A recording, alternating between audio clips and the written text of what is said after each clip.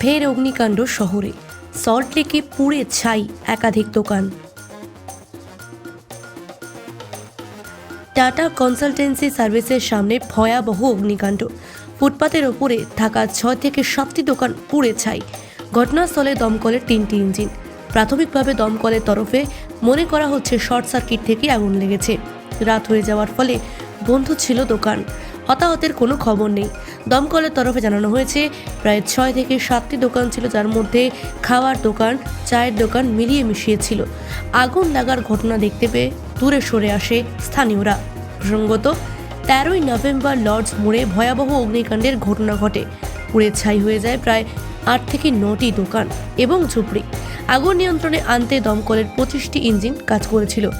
12ই November অর্থাৎ মঙ্গলবার কালিকাপুর অঞ্চলের একটি ঝুপড়িতে আগুন লাগে। রাতের ক্রমশ আগুন লাগার ঘটনা বেড়েই চলেছে। সল্টলেকে কী কারণে আগুন লাগলো তা তদন্তের পরই জানা যাবে বলে জানিয়েছে দমকল।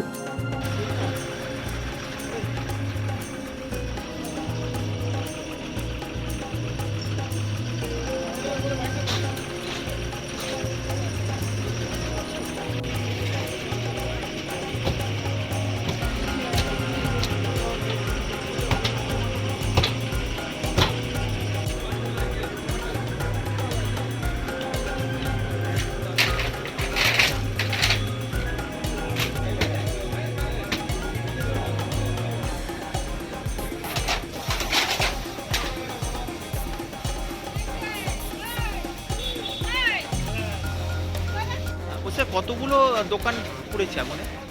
5 থেকে 7খানা আর কি। এখন সবাই অনেকেই বলছে যে আমার দোকান আছে, কিন্তু এখন আমরা রিটার্ন করতে পারি না। ওটা এখন 5 থেকে 7খানা আছে। ওর তো কিসের দোকান ছিল এগুলো?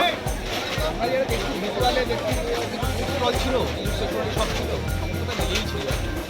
স্টল ছিল। এখন কি আগুন নিয়ন্ত্রণে আছে? না, আগুন তো মোটামুটি নিয়ন্ত্রণে তো চলে গেছে। জাস্ট ড্যাম্পিং ডাউন, মানে পুরোপুরি আউট হয়ে গেছে। Just damping down is going on.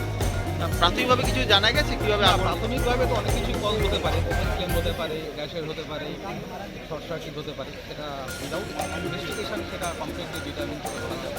এই দোকানগুলো কি বন্ধ ছিল আজকে? বন্ধ ছিল তো সেটা আমরা বলতে পারবো না, আমরা আগুন লাগার পরে এসে, তবে এত রাতে তো দোকান খোলা থাকার কথা না যে